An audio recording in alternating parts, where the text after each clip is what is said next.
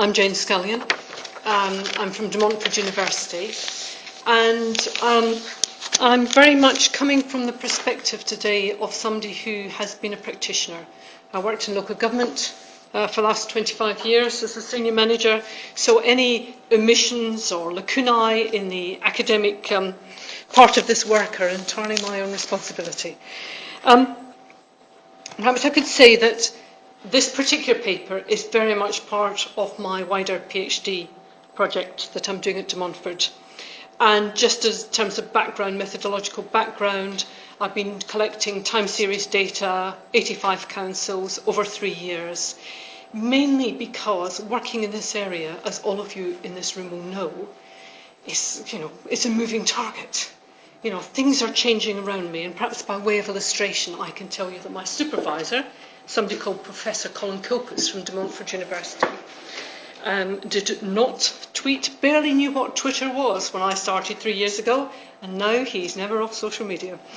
I'm using mixed methods. I'm also doing in-depth case study in 4 councils, some of which they're anonymised, but some of them might be recognisable to you. 40 interviews across there, and a study of council monitoring officers, those in local government who are charged with ethics and probity in the behaviour of councillors, in particular in local government. There are 300 odd, my response was 103, which I think is not bad. And the focus of this research is very much outside elections, it's between elections democracy and everyday democracy. And I've used the phrase there in the last point about Twitter and Facebook being about conversations, as Catherine said, about everyday conversations between the local state and its citizens, and perhaps not about the grand narratives of politics, the diplomacy, etc. And I started off very much in the new institutionalist camp. And within this paper and within my PhD, I've begun to borrow from social movement theory in terms of trying to provide some sort of insights to say something new about social media, because I was trying to explain change. And new institutions sometimes struggles to explain change. And social movement theory has been particularly useful in terms of looking at this particular phenomenon of social media use amongst citizens, which has sprung up, and looking at it in this particular moment in time and providing some explanations for that. And I am contending that social media represents a form of contentious politics, that it's contending the status quo, that it's challenging the status quo in some ways. And I'm also looking at how the incumbents, people in councils and the institutions of the council, respond to that challenge. And I won't go into the kind of contentions that social media present, because I suspect that most people in this room already use social media, or if they don't directly, personally, are aware of how this phenomenon has changed many aspects of everyday life. And in using social movement theory, I'm not trying to argue that social media is an ism. It's not feminism. It's not movements like the race movement in the States and so on, which social movement theory very much developed around in the 1960s, where explanations were developed about social strain, the slaves' revolt. As a social movement builds up because of unbearable strain and people break out. And I'm not saying that it's the resource theory that suddenly people get the resources to campaign and therefore a social movement develops. What I'm arguing is that challenges contends the status quo in the way in which citizens wish to speak to their representatives and have conversations, and that it challenges some of the rhythms, the steady, stately rhythms of local government, with its committee meetings and its committee cycle and its minutes and decisions. And you have this chaotic phenomenon of social media that's coming in, people go, I can speak for 3 minutes on my planning application. Forget that for a game of soldiers. I'm going to get on social media and talk directly to my local representative. So there's a political opportunity that has emerged for conversations within that local democratic environment. And I've said on the slides that language is very much part of that contention. Language of social media is informal.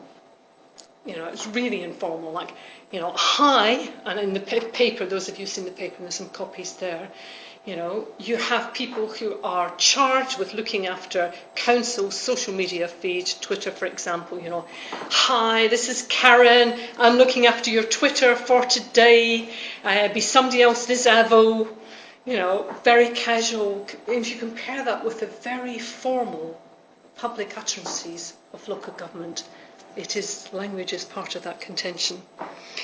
It also has elicited a whole range of responses from incumbents. Initially banning, with councils banning councillors from using Twitter meetings, or the public, the citizens, from coming in and using Twitter or Facebook in the public gallery. I'll say a bit more about that in the next slide. But it offers a set of conditions. The whole context offers a set of conditions which allow the possibility of change, the possibility to do things differently, a political opportunity to do things differently. So how are incumbents responding to that challenge? Denial. There are quite a lot of councils who are in some kind of denial. There's a variety of resistances, really. So some councils don't use social media still, at all. And some councils pay lip service. They keep a place, they've got an account on social media, but they don't use it. You know, they tweeted 3 times.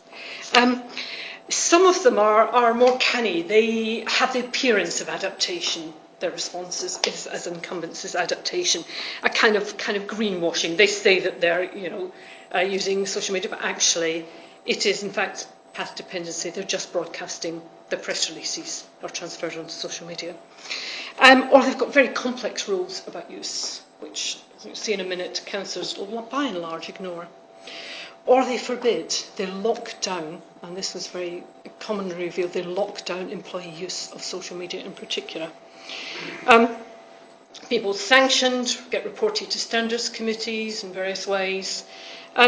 Or sometimes, and this is again a small number, there's a toleration of social media, which is liberating councillors, a small number of councillors, to experiment and to find new ways of doing things. I'll say a bit more about that in a minute.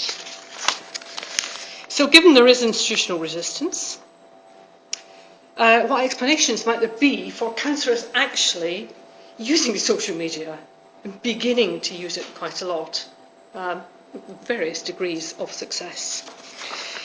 I think the first thing to say is to do with that temporality question, the velocity, the responsiveness, the speed. There's no point in saying to people who are on social media, we'll get back to you, we'll respond to your tweet in 5 days' time. The immediacy of social media actually calls forth a response that councillors can find very useful, potentially, in terms of responding, being a responsive caseworker, ward councillor who gets back to people. It also provides an opportunity for personalisation, a kind of proximity, to make yourself seem a regular guy. I go to the football, I go to the local restaurant, I'm a regular guy, so that when it comes to voting at the local election, you might vote for the person, not the party. So they're extending some of that, using personalisation to extend themselves as a representative locally. Councillors also reported that they found it useful, those who were digitally confident, to make the political weather. If they were listening, they could often spot an issue that was bubbling up from under and get on it before the opposition, so it gave them political advantage. And then, I put in the last point, acting as a local leadership, and we could have a long debate about local leadership and community leadership, but actually that role as a hub, as a person who introduces people to other people, who's got a degree of kind of weight and authority about their public utterances in the way that the many voices on social media don't necessarily have. They've definitely got more authority, and that comes from their role as elected representatives of being part of that institution. And I've put on the next slide, I've anonymised the tweet, but this is a unitary South West Authority councillor, and I thought, well, that is inserting yourself at the heart of the local community. You know, where do people go to for information and help? They go to their local councillor.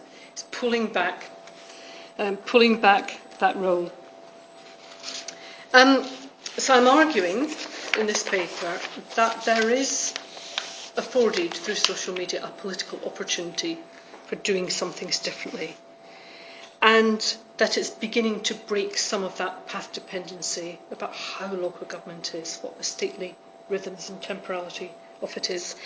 It's also interesting that some of the infrastructure and control mechanisms like standards committees and standing orders and constitution are beginning to catch up. In one of my case study authorities, the whips are monitoring all the social media output of the councillors and congratulating them in the corridor. And also whips are putting round, put this tweet out. Some councillors I spoke to were resisting that, saying, you know, I don't tweet everything they tell me to put out. But I think it's interesting that those internal mechanisms are catching up. Party delegate issue, I think, goes without saying.